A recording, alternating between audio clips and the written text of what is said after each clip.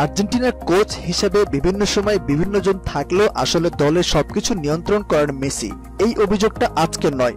মেসির পছন্দ মতো খেলোয়াড়দের ডাকা হয় দলে, মেসি যাদের দেখতে পারেন না তারা জাতীয় দলের ডাক পান না, এমন কথা আকার ইঙ্গিতে অনেকে অনেকবার বলার চেষ্টা করেছেন। কিছুদিন আগে আর্জেন্টাইন এক রেডিওতে দেওয়া সাক্ষাৎকারে এসব অভিযোগকে স্রেফ গুজব বলে উড়িয়ে দিয়েছিলেন মেসি। কিন্তু তরুণ আর্জেন্টাইন ডিফেন্ডার ফ্যাব্রিসিও বুস্তাস যা বললেন তাতে পুরনো অভিযোগটা যেন আরেকটু সলতে পেয়ে গেল। অভিযোগটা আজকের নয়। বহু আর্জেন্টাইন খেলোয়াড় শুধু লিওনেল মেসির সুনজরে নেই বলে জাতীয় দলে ডাক পান না, এমন গুঞ্জন বহুদিন ধরে বাজারে চলে আসছে। এই তালিকায় রয়েছেন মাউরো ইকার্দি, পাওলো দিবালার মতো খেলোয়াড়রা।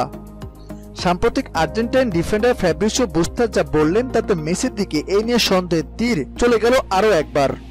জাতীয় দলের হয়ে অনুশীলন করতে গিয়ে একদিন মেসিকে খুব খারাপভাবে ট্যাকল করেছিলেন বলে জানিয়েছেন আর্জেন্টাইন ক্লাবে খেলা এই বুস্তাস।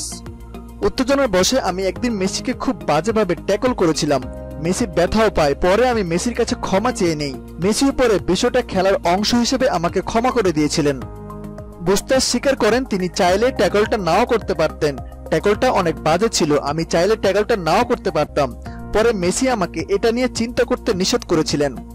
কিন্তু মেসি কি আসলে বুস্তাসকে ক্ষমা করে দিয়েছিলেন? হোর্হে সাম্পাওলির অধীনে বিশ্বকাপের প্রাথমিক দলে জায়গা পাওয়া বুস্তাস শেষ পর্যন্ত বিশ্বকাপে মূল দলে জায়গা পায়নি, কিন্তু পরবর্তী সময়ে ব্রাজিল, স্পেন ইত্যাদির বিপক্ষে প্রীতি ম্যাচে জায়গা করে নিয়েছিলেন তিনি। আর্জেন্টিনার রাইট ব্যাক পজিশনে বুস্তাস হতে যাচ্ছেন নতুন সেনানি, এমনটাই ভাবা শুরু করেছিলেন আর্জেন্টাইন সমর্থকেরা। কিন্তু বুস্তাসের সঙ্গে মেসির সেই ঘটনার পর আর কোনো ম্যাচে তাকে জাতীয় দলের হয়ে খেলতে ডাকা হয়নি। সাম্পাওলির জায়গায় এর মধ্যে নতুন কোচ হিসেবে চলে এসেছেন লিওনেল স্কলানি। এরপর মরক্কো ও ভেনেজুয়েলার হয়ে সম্প্রতি দুটি প্রীতি ম্যাচ খেলেছেন আর্জেন্টিনা। এই দুই ম্যাচে স্কোয়াডে বুস্তাসকে রাখা হয়নি, রাইট ব্যাক হিসেবে খেলেছেন রিভার প্লেটের গাঞ্জেলো মার্তিয়েল। তাহলে আরও একজন খেলোয়াড় মেসির অপছন্দের মানুষের তালিকায় পাওয়া গেল। খেলা জগতের সব ইম্পর্টেন্ট খবরগুলো পেতে আমাদের চ্যানেলটি সাবস্ক্রাইব করে পাশে থাকা বেল আইকনটি বাজিয়ে দিন। ধন্যবাদ।